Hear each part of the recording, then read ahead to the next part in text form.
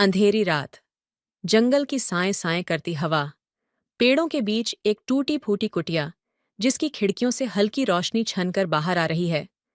विवेक, जिसे किसी चीज की तलाश है, कुटिया के दरवाजे के पास खड़ा है। विवेक ने दरवाजे पर दस्तक दी। कोई जवाब नहीं मिला। उसने धीरे से दरवाजा खोला। दरवाजा चरमराया और पूरी तरह खुल गया। अंदर हर तरफ धुंध छाई हुई थी। फर्श पर धूल की मोटी परत बिछी थी, जैसे यहां सालों से कोई नहीं आया हो। मगर उस कमरे में जलती हुई मोमबत्ती कुछ और ही कहानी बयां कर रही थी। विवेक ने जैसे ही कदम अंदर रखा, अचानक पीछे से दरवाजा जोर से बंद हो गया।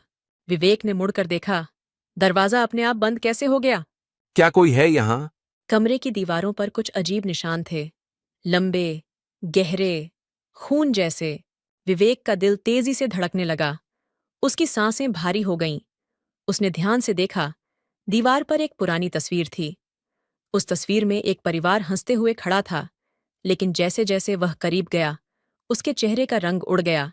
तस्वीर में जो लोग थे, उनके चेहरे धीरे धीरे धुंधले हो रहे थे। आखिरी चेहरा, सबसे पीछे खड़े आदमी का चेहरा, अचानक एक खौफनाक भूतिया शक्ल में बदल गया। उसकी आंखें विवेक की आंखों में गड़ गईं। विवेक ने तुरंत तस्वीर से नजर हटाई। वह पीछे मुड़कर भागने लगा, मगर उसका पैर किसी चीज से अटक गया। उसने नीचे देखा तो एक पुराना जंग लगा ताला पड़ा हुआ था। ताले पर कोई नाम लिखा था, रागिनी। रागिनी! विवेक ने बुदबुदाया। यह नाम उसके लिए अनजान नहीं था। वह इस नाम को जानता था। विवेक ने ताला उठाया और तभी उसे एक औरत की धीमी, कराहती हुई आवाज सुनाई दी। मुझे बाहर निकालो। विवेक का खून जम गया। उसने चारों ओर देखा, लेकिन वहां कोई नहीं था। उस आवाज ने फिर से कहा, मुझे बाहर निकालो। मुझे मुक्ति चाहिए। विवेक घबरा गया। उसने ताला वापस वहीं फेंक दिया और तेजी से बाहर भागने की कोशिश की। दरवाजे की तरफ बढ़ते ही उसने देखा कि दरवाजा फिर से गायब हो गया था। दरवाजा कहाँ गया? चारों ओर सिर्फ अंधेरा था। अचानक उस कमरे के एक कोने से एक छाया निकलकर उसकी तरफ बढ़ने लगी। विवेक ने चिल्लाना चाहा, पर उसकी आवाज गले में ही अटक गई। वह छाया उसके करीब आई और धीरे धीरे एक शक्ल में बदलने लगी। यह वही औरत थी जिसकी आवाज उसने सुनी थी। उसकी आंखें लाल थीं और चेहरे पर गहरी चोटें। तू भी उसे ढूंढने आया है? औरत ने धीरे से पूछा। विवेक कांपते हुए पीछे हटने लगा।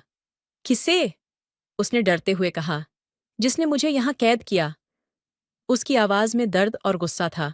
विवेक समझ नहीं पाया कि क्या करे। तभी औरत अचानक चुप हो गई। उसने एक भयानक चीख मारी और विवेक की ओर झपट्टी। कमरे की सारी खिड़कियां एक साथ खुल गईं। जोरदार हवाओं के बीच वह औरत गायब हो गई, लेकिन उसके चीख की गूंज कमरे में रह गई। विवेक ठंडे पसीने से तरबतर वहीं बैठ गया। उसने धीरे से कहा, रागिनी, मैं तुम्हें ढूंढूंगा।